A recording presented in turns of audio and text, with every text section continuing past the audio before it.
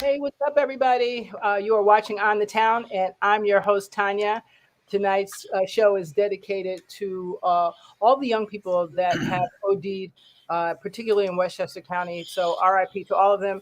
And tonight's show is dedicated to them. Tonight's guest, I have two guests actually. One's kind of like a co-host, and I have two guests. So our first guest has over 25 years experience in substance abuse and presently serves as executive director of the Adult Rehabilitation Ministry, excuse me, also known as ARM.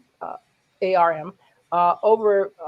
helped over 5,000 men, 800 women, and that have been impacted, by addiction. He is the executive director. Please welcome Obie Bussey. Hello. Hello. Thank you for inviting me. It's an honor. Thank you for being our guest. We appreciate it. And everybody out there, you already know our next, we don't call him a guest. I call him a co-host and associate producer. He's no stranger to On the Town. Elder Richard Adamson, how are you? Good. How you doing? I'm honored to be here with you again, Tanya. And I'm definitely honored to be on the show with Obie Bussey, who does great work. And I learn a lot from him. That's awesome. So for you guys don't know it, I was an addiction specialist, and Rich also is currently a drug counselor, a family development counselor, and he holds a degree in human services. So we are all, how do they say the initials, qualified, as they say, to deal with addiction. I'm out of the field now, but it's a topic dear to my heart. As you know, I lost my mother to addiction. So that's how I came into the field. So that's why we're here today. So first, I will start with you, Obie. How did you get into the field of addiction? I am a person in long-term recovery myself. My sobriety date is 8/5/92. And so in a couple of weeks, I will have 30 years clean. And so after getting clean, I went out and, into corporate America and just felt a calling to help people such as myself. And so in January it was 25 years for me being executive director of ARM. And so that's my introduction, by me being a person that had dealt with recovery and was able to get clean, just wanted to go back and help other people to achieve sobriety as well. And so what does your agency do? That's first of all. We are a long-term treatment facility for men and women. We are a 6 months to a year program. Okay. And so we do all of the clinical stuff. We have licensed therapists, mental health peer specialists. We do psychological evaluation, all of those things. One of the unique things about us is the first 4 months our clients don't work. That's when they do the therapeutic part. And I'll say this and stop, because we believe that until you find the root of why you use and be equipped with the coping skills, you will eventually go back out. So we spend the first 4 months educating and equipping, and then they go out and start looking for work. Wow. So that's a powerful piece, because a lot of people don't realize that, and people try to do too many things at once. I see also you have a piece that you deal with family as well, because a lot of people don't know that too, that, you don't just deal with the addict, but the people surrounding the addict also. Yes, every Saturday we do what we call a family meeting, where we talk about enabling codependency and just educating the families about addiction and helping them to learn how to be a help rather than a hindrance. We say this: where does love end and codependency begin? Wow. It's normally from a good place and a wholesome place that family members try to help, but ultimately they're hurting because they're enabling. Yes. Can you give us an example? You too, Rich, example of, because there's a lot of people that they don't get this piece. And I understand it. It's not a judgment, because nobody knew about addiction. Nobody knew what that was. And if you're not a counselor like us, you really don't know. You have no idea. So what can you give us a little example of, like, okay, let's say my teen is doing things that I suspect. What's an example of enabling versus actually like nipping it in the butt and saying we got to address this issue? One is to be honest, not be afraid to offend, and also we can't enable by giving them things and giving them money when you don't think they should have it. Or addicts are consequence-driven people, and a lot of times family members will be guilt-driven into doing things that they know better than not to do. You have to allow them to suffer the natural consequences of their actions, and that's what they need support to be able to do. Rich, do you have any examples? Because I know as we speak right now, there are a lot. I've literally witnessed people just push someone right into. I'm like, what are you doing? Why? If you know I have an opioid addiction, even if I don't care how old I am, why are you giving me money to go? And you know what I'm saying? Why would? Oh well. Some people say, oh well, just like when they say with smoking marijuana, I'd rather them smoke at home than to be out somewhere else. I'm like, no, that's not how that works. Give me just an example, because I'm trying to. Well, when you one example that I have, which I see a lot, not even just with young adults, but even with adults, is when a family member or a significant other strategically only points out the good. Oh, he has a job. Oh, he's in school. He gets high grades. And he's functioning. But me personally, this is me just personally, and I would like to get Brother Obie's feedback on this too. I don't believe in functional addict. I believe that if you are using, you're not functioning. If I have to take a drink to talk to my wife and to deal with my family, what happens when that drink of liquor is not there? So sometimes enabling is a person saying, well, he has a job, or my son or my daughter or whoever has a job, they're doing good, they're going to school. So, they sniff a little cocaine, they drink here and there, but you're not addressing the problem. I can't use the good that I do as an excuse to overlook a dysfunction in another area. Like a doctor would never say to me, Rich, you got a bad heart, but you got big muscles, so don't worry about it. He would say, we got to address this bad heart. So, but that's why I never believed in the theory of functional addict. That's just me. I don't. How do you feel about that, Brother Obie? I agree. I believe in total abstinence for the person that's dealing with addiction. There's three stages to a person that suffers with addiction. There's a casual user. That's the people who can drink and it has no effect. Then it's the abusive stage. That is when they get drunk and they do a lot of different things, but they're able to come back and function, as Richard was saying. Then it's the last stage, which is the chronic stage of addiction. That means that they cannot function without the use of addiction. And so once you've entered into either one of those last two stages, you just can't use successfully without something bad happening. And so I know people that will say, well, I no longer do heroin, but I still drink and I'm okay. And I don't believe in that as well. I believe in 100% total abstinence for the person struggling with addiction. Well, what do you think? Because right now the opioid crisis is just. I mean, I've never seen nothing like this, and I know it was started about the 1999s, somewhere in that ballpark, and then it escalated. But these young people they're just dropping, and I don't know what is sucking so many people in, especially young people. That's just the mind-boggling part for me. Young people. And I asked a kid one time, I said, why, you're only 19. I said, you're 19 years old. What's going on? And he said to me, I can't keep up with my dad who makes $1 million a year. I can't keep up with him. I'm never going to do that. That's not going to be me.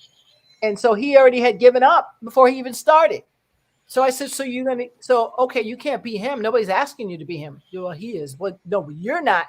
That's his stuff being projected onto you. But what are you going to do about you? Because to me, young people, if they have to get high every day to get by, that says a lot about their environment, what's going on, just so many elements. What do you think is drawing so many young kids? I mean, I know the music now, that's the lean music is the thing, but I don't think music can drive you to do drugs, quite frankly. I think that's just what you wanted to do. You know what I'm saying? But what do you think is driving these young people? Well, I think the first mistake we made in society was that we put an age limit on addiction. We we associated heroin with just people from the 60s. We consider some drugs hard and some drugs soft. Like a lot of people consider alcohol a soft drug, but that's probably the worst killer, because it affects every organ in your body. Addiction is not just a young people's thing. It's not an older person's thing. So I think the reason why the youth kind of got impacted the way you're seeing now is because for a long time, certain problems were overlooked, especially if the youth came from a certain geographical location. But also, I can speak to the opioid problem upstate because I was working upstate in New York at the time when it really started to blow up. Opioids have always been a problem. Me being in the field 20 years, I saw it. But when you overlook things, they get bigger. So what you're seeing has been here for a long time. It's just now it's making it into the media because it's spilling over into a larger, problem, but a problem that's already been in existence. So I mean, that's my feedback on it. I don't know how you would feel about that, brother Obie. Well, one of the things that we have to know is that one thing, those prescription drugs that they were given are highly addictive. But after the people can no longer get a script, then what they're buying them off the street, and they're not real drugs. Those are manufactured pills, and the potency is not the same. So they may have 4 pills that was manufactured, and each one of them will have a different potency. And so when the kids are taking those pills, they're overdosing because they say, okay, I normally take 2, but one of the pills maybe have a double or a triple dose because they were made in somebody's house or whatever the case may be. And so they're not getting the real prescription drugs, and it's killing them. Right. That's what's happening. They're homemade manufactured pills, and the potency is not regulated, and so they're overdosing and dying.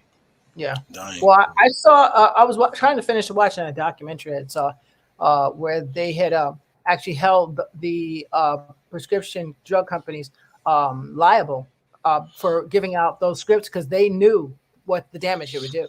It's not like they were like, "Oh, I didn't know that would happen." They knew very well what it would do. What happened, what people didn't expect, was it to not just be in the Black community, but filter into the rich community, the white community, all the communities. No matter where you at, it does not discriminate.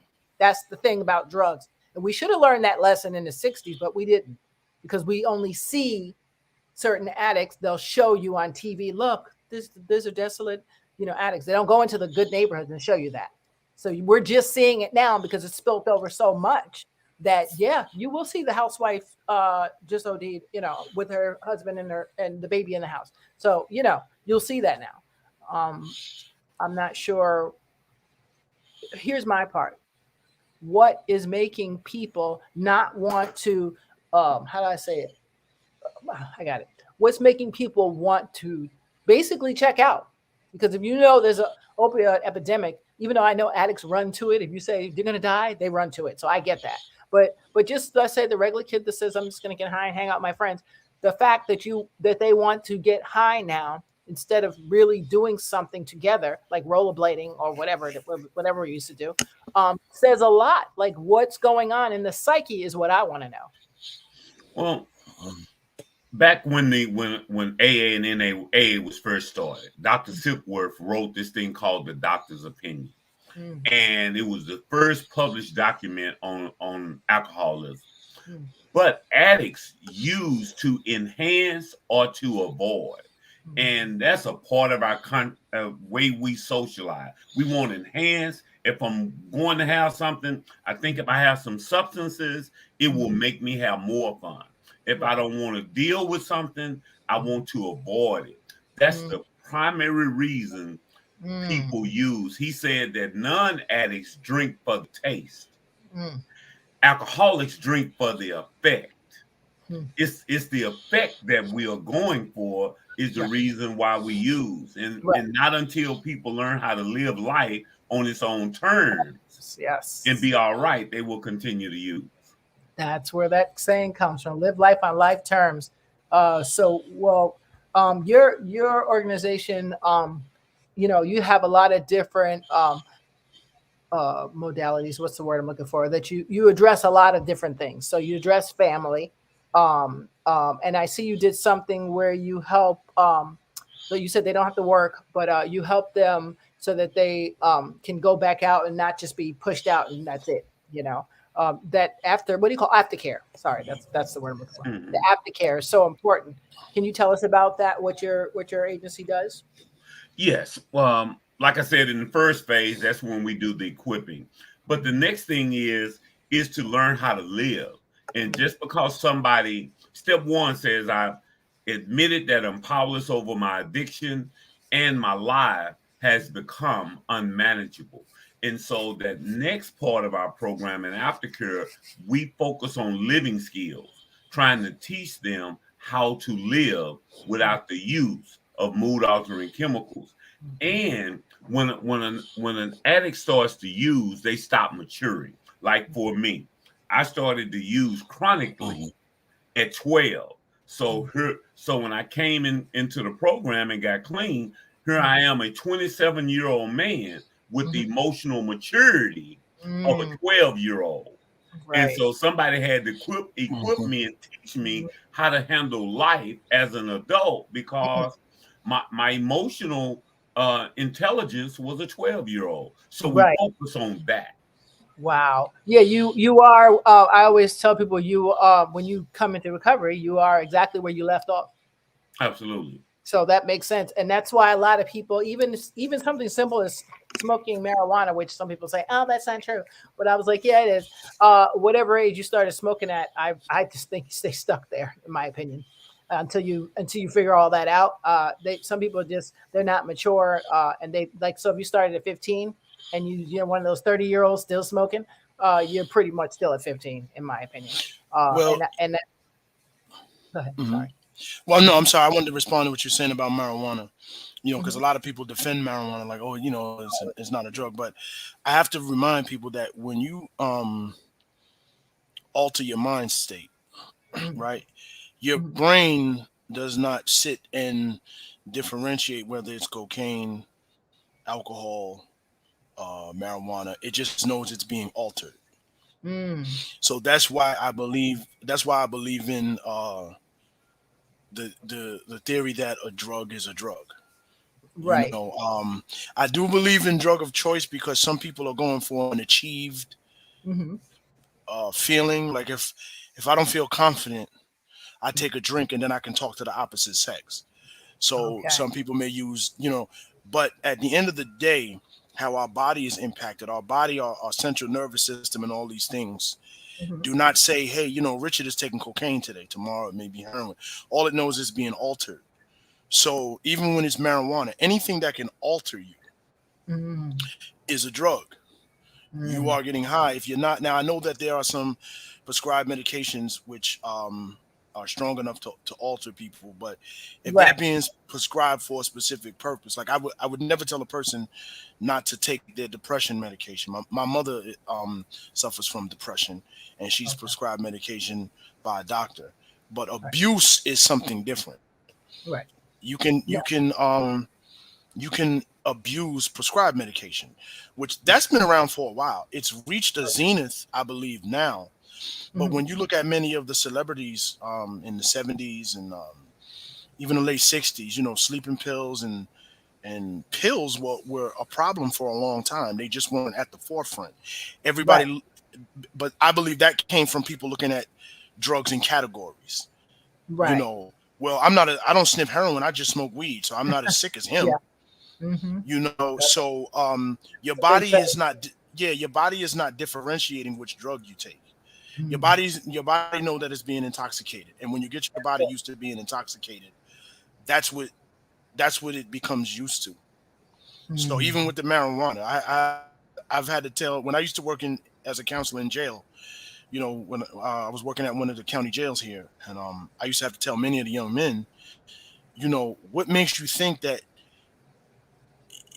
you're less sick than the person who's addicted to heroin, or the person who's smoking crack? They would believe that. I just smoke weed. Yeah, I just smoke weed and drink a little alcohol, but he sniffs dope. Yeah. That is a big piece, especially my adolescents. I used to work with adolescent unit, and that's the first thing they would do is say, "Oh, I'm not," you know, the C head, you know, the insults that they use. And I said, wait a minute. So let's break this down. So you're not like so-and-so.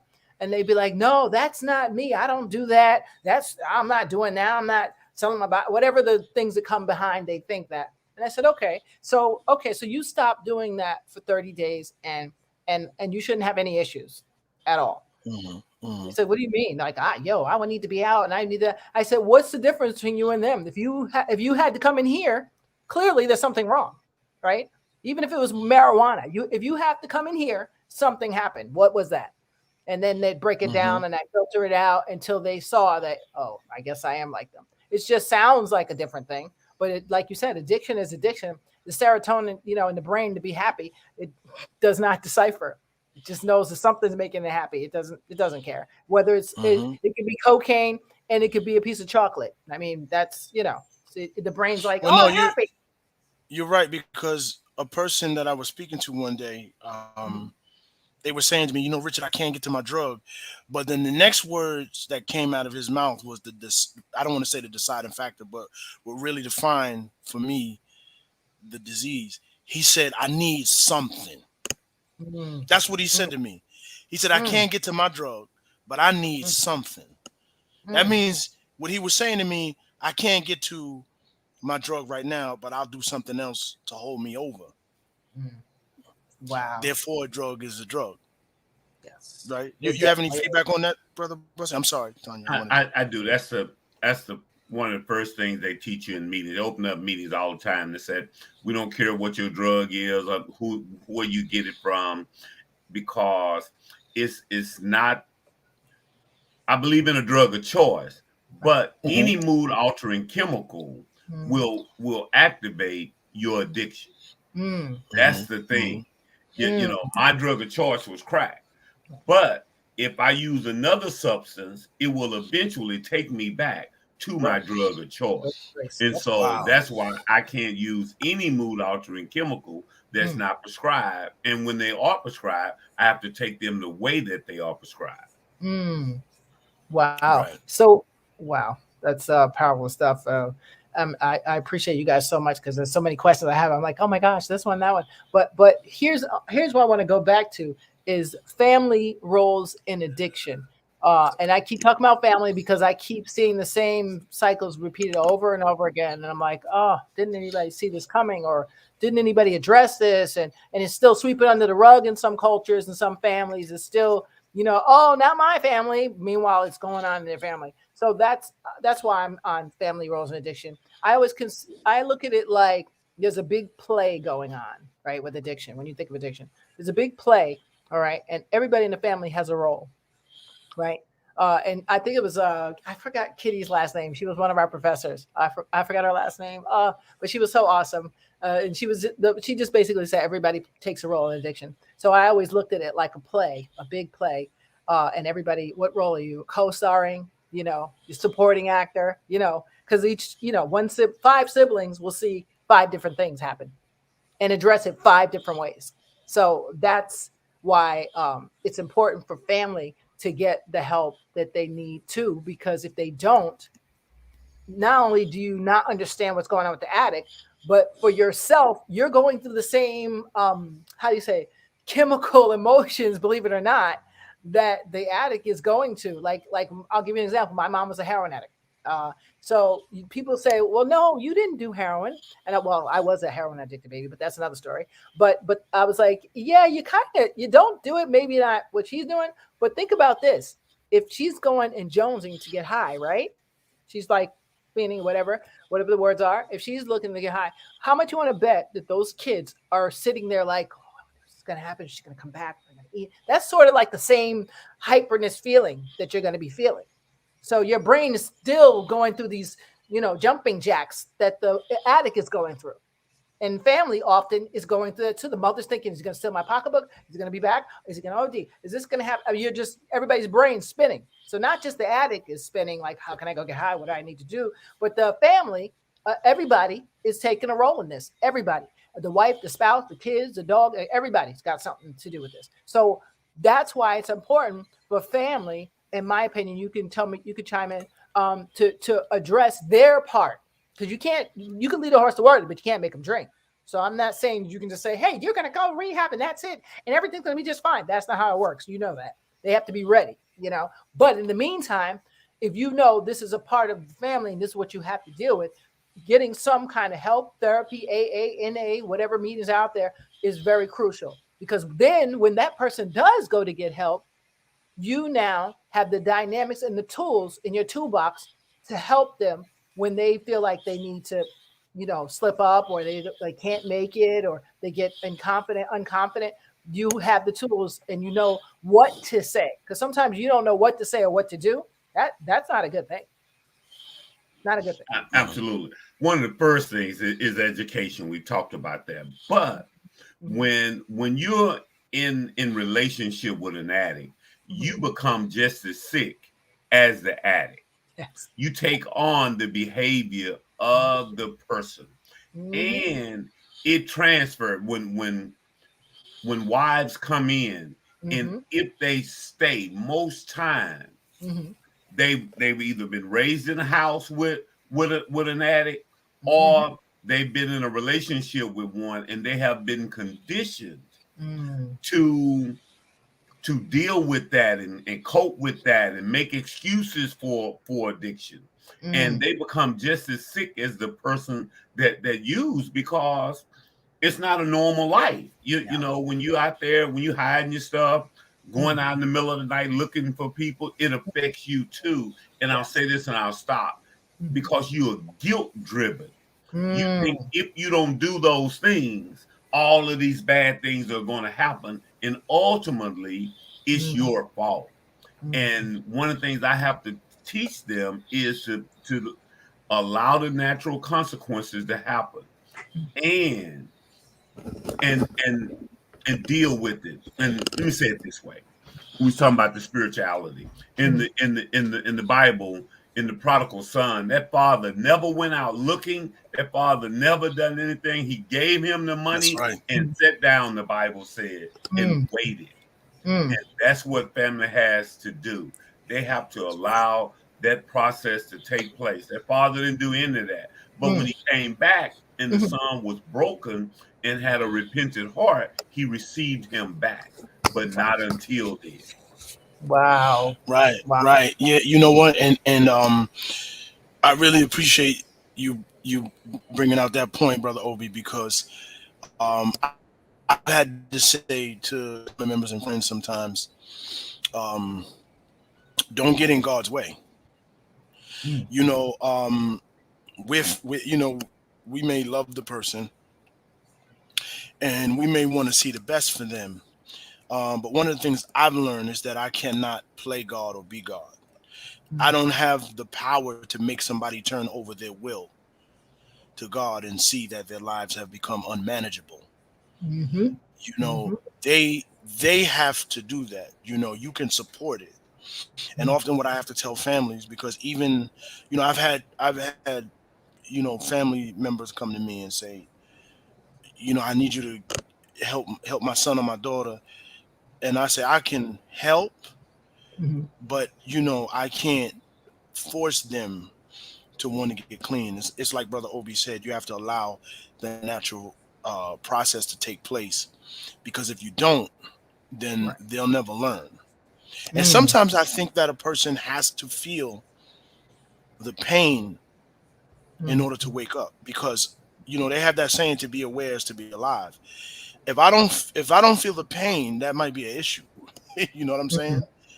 So Definitely. yeah, sometimes I Wow. think that's necessary. Yeah, to go through and to get where you need to go. And like someone I think's on here said, well, they didn't break that down like this, but it does. It affect everybody. Has their own experience to go through in this life. Like I can't go through yours, no matter what you do, and you can't go through mine. So whatever that looks like, uh, unfortunately, only some things. I think we have God sends us assistance, as I say. In some things, but you still have to. There's some things you're going to have to learn that I can't teach you, and that somebody else can't teach you. So we just go with the flow, as they say. So, Obie, Yeah. let's see. You have I saw you had more men than women that's been helped, but I wanted to ask who do you see seeking more help as of now? Remember back in the day, it used to be men a lot more, and maybe it may still be is may still I said that wrong. It may still be tongue twister. But I see a lot more women when I was working with women that were coming through and younger and younger and younger. So when and women seeking help, who's seeking more help, and how does addiction, both of you, how does addiction affect males versus females? Because Well, there are other one, issues. Mhm. there are just a lot more places for men to go and get help. There's not a lot of facilities for women. That's one. Hmm.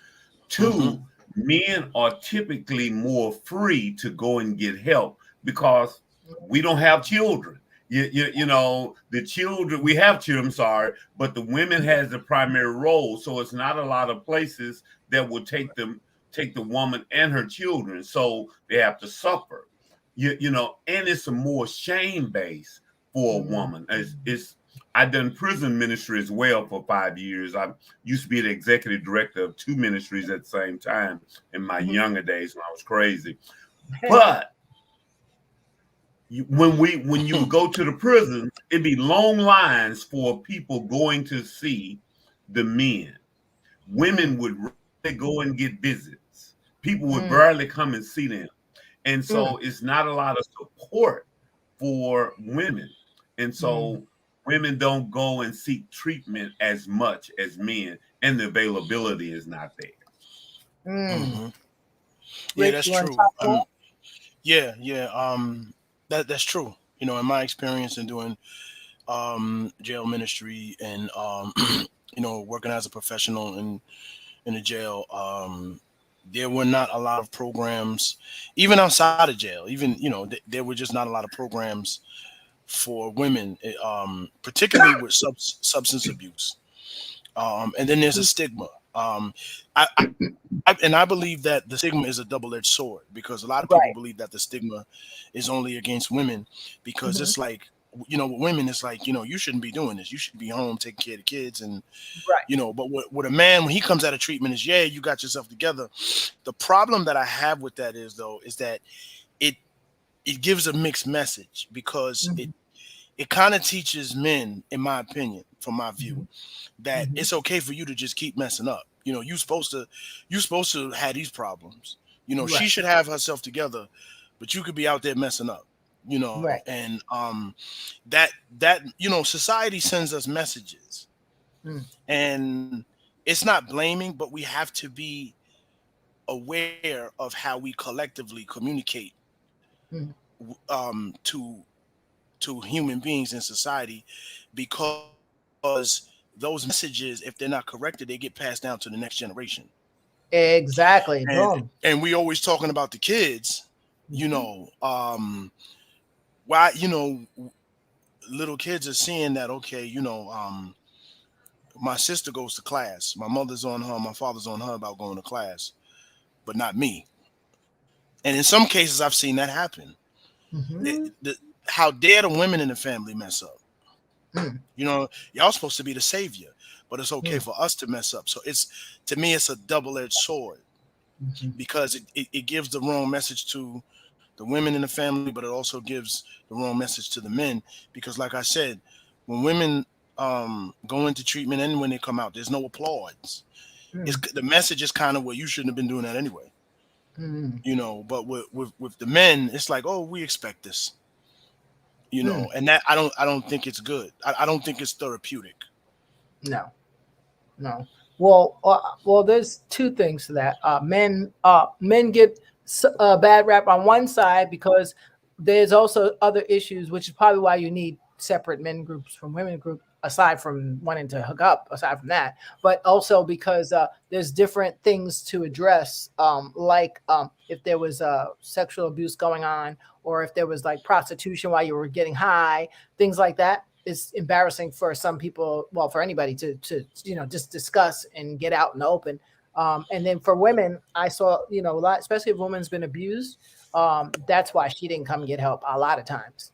She was just stuck in the basement. And even though the guy's gone or in jail, she's just not. It's like the elephant, it's like, you're free, you can go. And it just wants to stay there because it doesn't realize that the chains are off. So sometimes, there's different things that have to be addressed. Mental health is another one, and that's both sides. That doesn't matter, male or female. But there's so many women's health. I know, especially when they drink, cancer rates can go up sometimes. Other health issues can go up. So a lot of that stuff, a good rehab addresses all that, and it's hard to find that. It's very hard to find that. Even now, and that's another reason too. It's cheaper to treat men. Is it? It is. Oh, right. I was gonna say, and it's easier because a lot of the centers are not equipped to help women, and so because they can't provide all of the wraparound services that a woman needs, and so they just don't do it, and they just treat the man because it's easier and it's cheaper, and that's not good. And so we need more qualified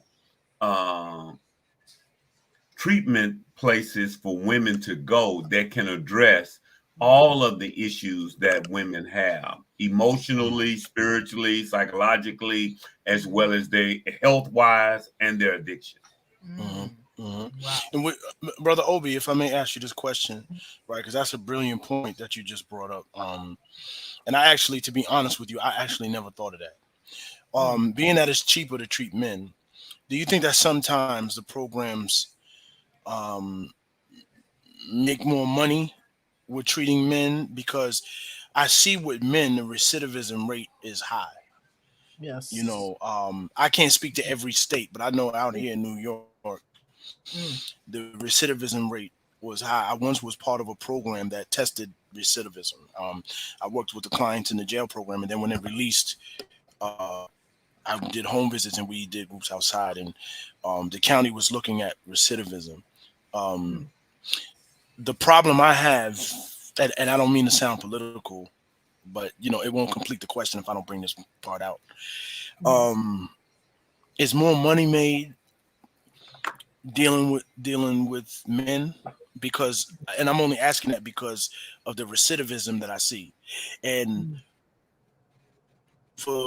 if I see that men keep coming into different programs or the same program sometimes the way they do sometimes in New York here, and the same thing is happening, then I would have to ask myself some questions like, well, do we need to do something different? So would you say that more money is made off of treating men too? Absolutely, because you don't have to provide all of the services. So just think of that. You think of it real simple. Like you may only have to provide 2 services for a man. I'm just making something up. Well, then for a woman, you may have to provide 7. And so you just need more mental health professionals. That's one of the things that we found out when we first started taking in women. We use the same modality and the same way of treating the woman that we did the man, and we found out that just doesn't work. And so we had to provide all of those things to deal with the trauma and the emotional thing. So we had to bring on more mental health professionals and provide different services. And so if you're just talking about money, well, that costs more money. You know, and so a lot of people just don't do it for that reason, and that's not good. No. Right. Yeah. That's why I asked that question, because I kind of noticed it. I'm sorry, Tanya. Go ahead. No, it's okay. I'm still waiting for that rehab to open that actually says, "Oh, we addressed this for women specifically," because it's a shame that even so my mom passed away in the 80s, and to me it's still the same same difference in rehabs for women. There's not really much of a difference. There's a couple things, but not really nothing that's outstanding.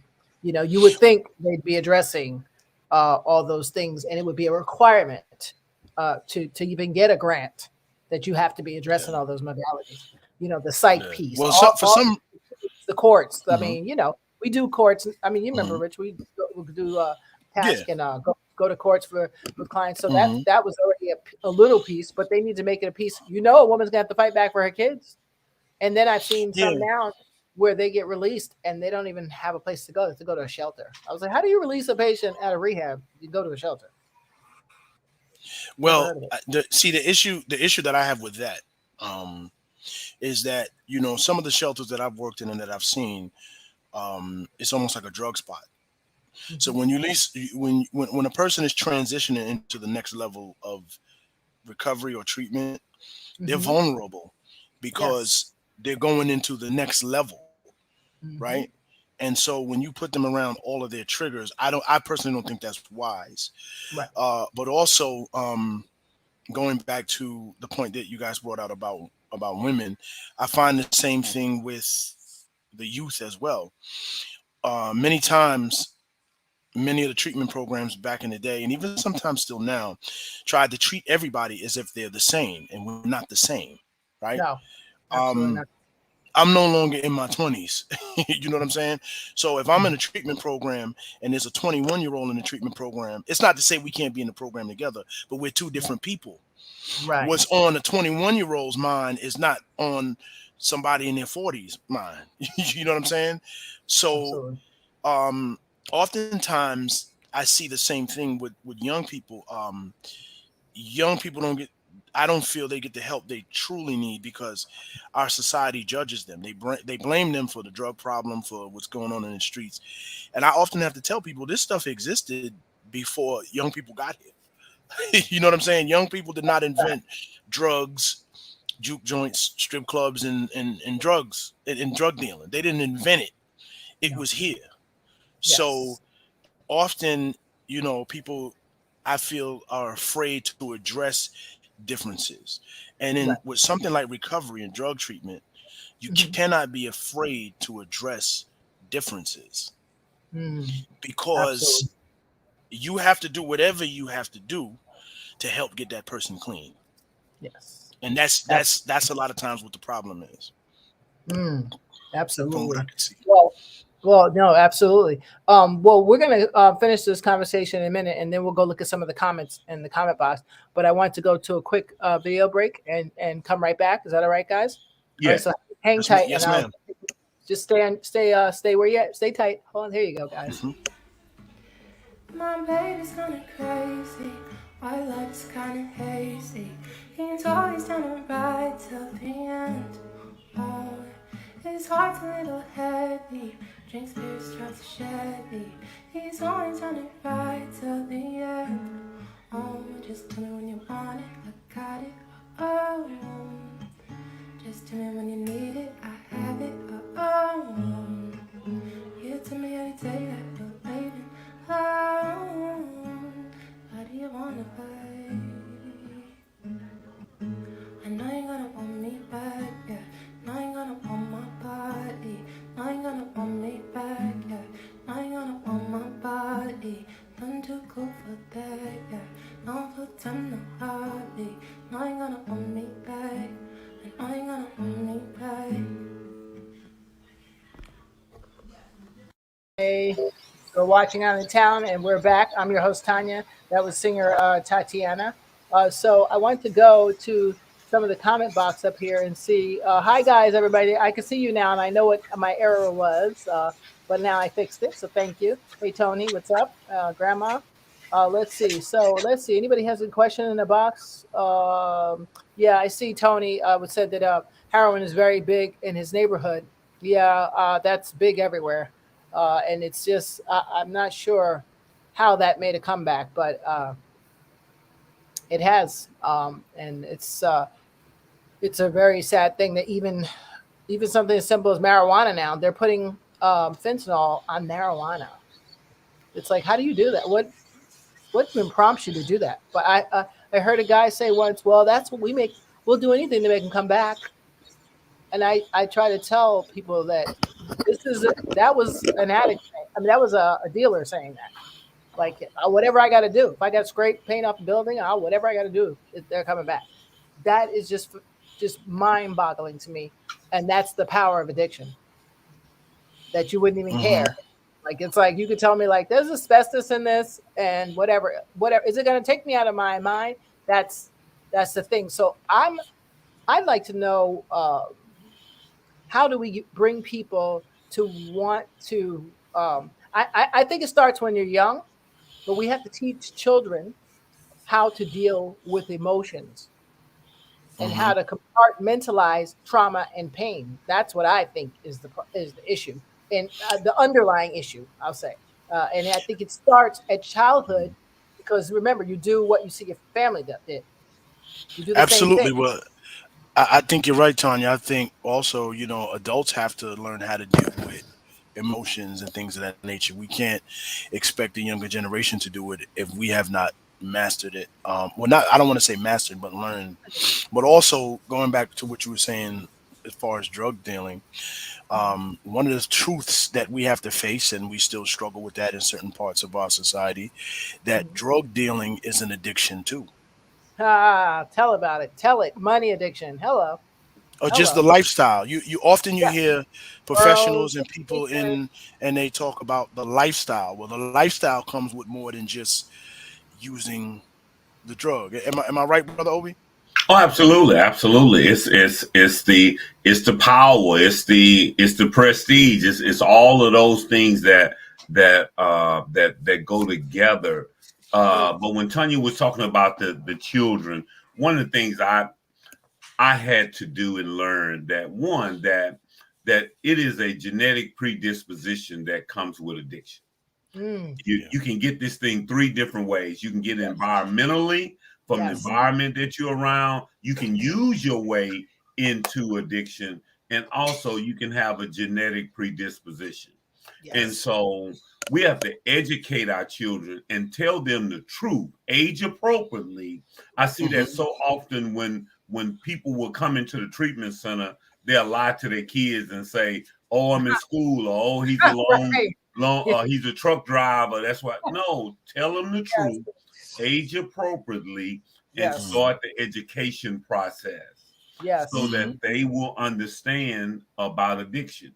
That's what we have to do. We have to just be honest. That's the beginning. Yes. Can you give me, because this is important, those three different ways that you said. So something like one way is that you can come into addiction, let's say, I know if your father's an addict, you have a something like a ballpark 30% chance more if you're a boy. I want to say that's right. You can correct me if I'm wrong. More chance, and that's just again DNA and how you deal with stuff. Genetics and stuff like that. So it doesn't mean you're definitely going to be one, but it just means you have a higher chance. So you probably don't want to be messing around. Exactly. Thank you. And so another way is a back injury. The doctor prescribes the oxys. That's another way. So you may have not been an addict at all, thought about drugs at all, but you have gotten an accident, a truck accident, and your back is messed up. You're in severe pain. Boom. I've seen a lot of people lately on that one that just was like, I'm like, what are you doing? How long you been on those? Oh, last 6 months. I was like, wait, you've been on oxy 6 months? Do you understand what addiction is? Well, I can get off them if I want to. Really? Okay, give them to me so I can throw them in the garbage. Right. Well, that's what it's funny you said that, because when you talk about injuries, there was a movie years ago that taught me a big lesson. It was called The Last Boy Scout with Damon Wayans. Oh, that And was really good. Damon, Yes. yeah, Damon Wayans played a football player who got hooked on Demerol. Yes. If I'm saying the drug right, he got hooked on Demerol and eventually to heroin through Yes. taking painkillers so he could keep playing. So a Right. lot of athletes, right? A lot of athletes get hooked on drugs because they're given drugs or they take them themselves to keep performing. A lot of entertainers, they're given drugs so they need, they get tired and stuff like that so they can keep going. A lot of college students, there was a Yes. survey done a long time ago, or they had a show on TV about it, where a lot of college students back in the 80s, I remember, were taking caffeine pills to stay awake so they could get Yes. high marks. Yes. So there's a lot of ways where people get Now they introduced. give them Adderall. Yeah. I'm So just saying. it's a disease. Substance abuse is a disease that's it manifests in more ways than a lot of times society leads us to believe. What's the one that I'm missing? I said DNA. We'll say DNA, but what do we call that? It's environment where you're socializing into it, just to, if something, especially in my community, Right. if you go to a funeral, everybody drink. If you're going to have fun, everybody drink or use some stuff. So it's just socialized to cope. Then the other one is that's the genetics. And then the other one, we use our way through those three stages that I talked about. And those are the three stages. Environment, we use our way into it. The third one is genetics. We have a genetic predisposition. That's why I had to educate my kids. I told them, hey, your dad is an addict. It doesn't mean you're going to be, but you have a high possibility because you have a genetic predisposition. So just be careful. Don't mean that you can't drink, but if you find yourself drinking or using abnormally, then let's talk. Right. So here's a good one from one of our viewers over here. So Anthony says some drugs, in my opinion, have a different effect on people.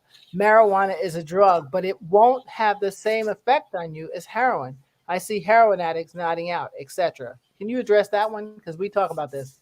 We just touched a little bit on it. Well, I'll say, and I'll keep it short because I want to hear Brother Obie's thoughts on it. But I'll say not true. Marijuana is not heroin, of course. We know that. But marijuana, the addiction sometimes can be more subtle, right? People still manifest similar behaviors. If you're addicted, it doesn't matter what you're addicted to. There will be behaviors associated with your addiction. So thus, therefore, a drug is a drug. Yeah, I'm with you. But go ahead. What do you think, Obie? I agree. And the other thing, I'm old. I'm 60 years old. And the marijuana that I was smoking back when I was getting high, the THC level was from 8 to 12%. Now the marijuana that they're smoking today is anywhere from 25 to 40% THC level. Well, that's comparative to drinking regular alcohol that's 80% and drinking some Everclear that's 180%. It's not the same. No. And so the marijuana that people are smoking today is almost as detrimental as the other drugs. But a drug is a drug, but it ain't the same marijuana. Yes. Right, because I remember, sorry. That's okay. Oh, yeah, no, I remember my father saying back in the day they had stuff called like Panama Red and Acapulco Gold or something like that. It was totally different. Absolutely. And the stuff that I hear, this stuff that I hear now, I can't even pronounce it, what they call it. And you don't want to, because I mean, I'm sure from your field of work, when you get the I'll call them the people in who do enough for their stuff so that if they get caught, they can just say they're an addict so they can get less time. Those people are very good at telling you exactly what they put in. And so you already know as a counselor, you're not getting that. That's not just what you think it is. Absolutely. And another thing is, it's a such thing as a gateway drug. After a while, whatever drug you were doing, stop having the same effect. So you want more and more. So you go to different drugs or you want more. So most of the people, like in my era, we all started out just smoking weed and drinking. After a while, that it didn't have the same effect. So we went to something else and ultimately ended up at crack. And so that's what happens. The system stopped getting high. So you want more or you want different. Yes, because that's how people end up on heroin. Right. Exactly. Or whatever the drug is. Right. Because the point is you want to stay high. You don't want to be thinking and all that stuff. So that's why you're chasing whatever that is until you get it. You're going to keep chasing it. And so, Anthony, I see you, Tony. I say you saw what it did to the brother. The marijuana surely wouldn't have done what it did to him. But here's the piece: marijuana was just the gateway to the next thing. So that's what I try to tell my kids. Well, when they were growing up, is if here's the theory: if you need to be around people, if you need to be high around your friends, I don't think they're great friends. That's my personal opinion. And not great friends. Excuse me. They're not motivating friends. They're not the ones that was supposed to be for you. Because if you're around the right group of people, why would you want to go get high? I mean, that's just, in my opinion, you pick friends because they make you high in a way by saying, hey, I'm going to see Rich today. Wow, I'm excited. We're going to have lunch today and we're going to talk and chat. That's supposed to make your serotonin happy in the regular world, I'm saying. In the addict world, that's a whole nother story. You need something to always assist you. So I get that. But I try to train young people that you need to get used to being your adrenaline flowing when you're around people that you feel are your tribe. That, we're all artists and singers, so we're about to do a concert. It's about to be lit in here. Those feelings come up where you're excited doing what you love and what you like. You know what I'm saying? And I believe, just my personal opinion, that if we all take it way back to 5 years old, way back to 4 years old, when they can talk and start making relationships with people, you have to pick people that excite you, and that's a hard thing to do in this world right now with so much stuff going on and TV and this and that and ADHD. There's a lot of stuff going on. I get it. But I don't think nobody's excited to see anybody else anymore. So they need something else. I need a glass of wine, right, to get through this day. That's what people say. Instead of saying, well, let me see. I'm going to invite my 4 friends over and we're going to play spades. I'm making that up. I'm making something up. Or have spaghetti and just socialize and put on some good music and dance. And the pandemic didn't help. Okay. So that's a whole nother story. It definitely didn't help. But sometimes we have to, as human beings, step out of our normal box, because I used to work with young people that were addicts. And it's hard to tell a 13-year-old, 15-year-old, especially when they're like 18, it's hard to tell them, okay, you're going to go back out in the real world now and you can never party again. So your life is just basically over. That's what they hear. But I said to them, I said, no. I said, because one of the persons said to me, because they asked me, what are you doing this week? I said, I'll probably just do a dinner party in the backyard or something. And they said, oh, really? And so they were like really interested. And so I was like, why can't you have a dinner party? Well, yeah, but I can't drink. Who said you had to drink? If you have interesting people, you don't need a drink. You're going to be so excited that you're seeing some Marilyn and Molly and whoever else, because we're having these dynamic conversations that are going to lead us to our gifts and our talents, right? That's kind of what we have to get back to. And I think we've all lost that, not just had I can, I'm sorry. I can agree with that, Tanya. One of the dangerous things about addiction that I notice is that it impacts your ability to do what you could normally do yourself. It impacts a human being's ability to do what they are capable of. Case in point, heroin causes the body to stop producing dopamines. That's why the person gets sick, right? Yes. But the body produces its own dopamines. Well, that's a physical part, but there's also a psychological part. Human beings have their own adrenaline. They have their own endorphins. They have their own ability to enjoy life and live life on life's terms. When we use a substance, we are impacting our natural abilities. Right. And so that's why many times the recovery process is difficult for people, because when they no longer have their coping mechanism, which is the drug at the time, they have to almost relearn how to communicate their feelings as to where they numb them. And on the spiritual part, I do believe, and I would like to get Brother Obie's take on this too. I believe that the human being is three parts, physical, mental, and spiritual. Well, my physical sometimes gets its messages from the spiritual. When my spirit ain't right, I feel that. But what happens is when I get high, I numb the body. Right. So the body gets numb, but the spirit doesn't respond to dope and alcohol and drugs. So the spirit is still starving and it's not being fed. But because I've numbed my body, that's not in my mind until the high wears off. You follow me? And what do you think, Brother Obie? I agree. The way I teach it is that we're sociably unmanageable because addicts have gotten high so much they don't know how to do normal things, and so we just sociably unmanageable. We have fell into this thing that I can't enjoy life unless I'm high, and so I believe in equipping and teaching coping skills. So we have to learn again how to do normal, mundane things without getting high. Yes. Because everything that we have done, people in addicts, is they done it with drugs. And so when you take that away, you think that you can't enjoy life without getting high. So you're like, what I'm gonna do? Just sit around and do nothing. I can't have any fun. That's the lie.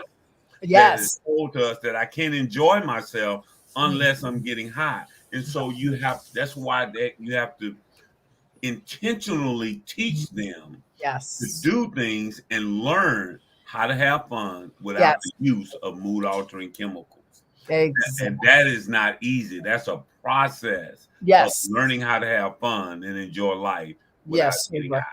Yes, sober. And it was a challenge because I worked with adolescents. So, they're like, what? It's not going to be lit without this. And I'm like, oh, it's going to be real lit. So I would have like mocked parties and show them like, this is how it will be fun. So I'd single out all the people I know that vibe together.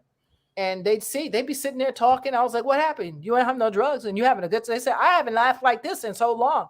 I said, I know it's going to take a while, but this is what you have to set this environment. Oh, I think you lost Rich for a minute. You have to set this environment up for yourself, because that's, to me, just like you trained your brain one way, you can retrain it back.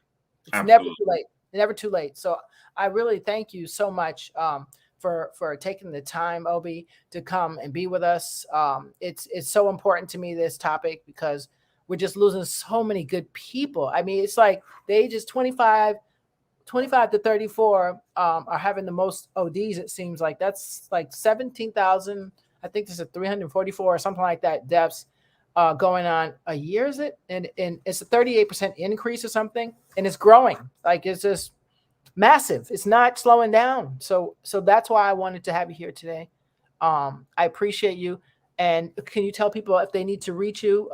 Yes, I can be reached. Our phone number is 214-943-5010.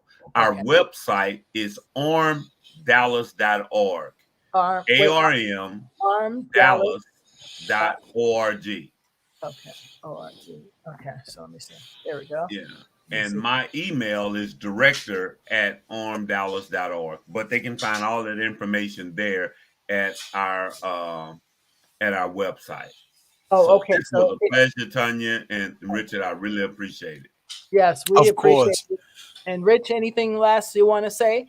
Yeah, I just want to thank everybody for tuning in. I have, if it's okay with you, Tanya, because my internet jacked up a little bit. That's okay. I have just one more question for Brother Obie, and then yes, is that all right? Brother Obie, this is something I don't always talk about because I was heavily stigmatized in it when I came into the field, right? But I don't have a history of chronic substance use. I was impacted by family that suffered from addiction. One of the most traumatizing experiences I've had when one of my relatives passed away, I didn't know that, even I was young then, but I didn't know that they were using until they died from it. I've been criticized for years, even suffered a little, I guess you could say, a little discrimination because I was a counselor who came into the field 20 plus years ago. And a lot of people didn't believe that I could be effective because I didn't have a direct history, with substance abuse. And I know my mentor is probably watching now because him and I have had words about that. He kind of like insisted you did have one, but I didn't. Do you think that will impact a person's ability to be an effective substance abuse counselor? I do not. Long as they can find a way to empathy and identification. Wow. Okay. One of my mentors say, you know what? He would always say, because he was not a person who had a history of substance abuse, and he would always say, "Hey, can a man be a OBYGN?" Yes, right. Yeah. And so I have had a lot of people who were not addicts themselves that that helped me along the way. And so, but what it was no judgment, and they had ability to have empathy, right, and to identify, and from a spiritual standpoint, sin is sin, and brokenness, and we're all in need of a savior, and we all got something.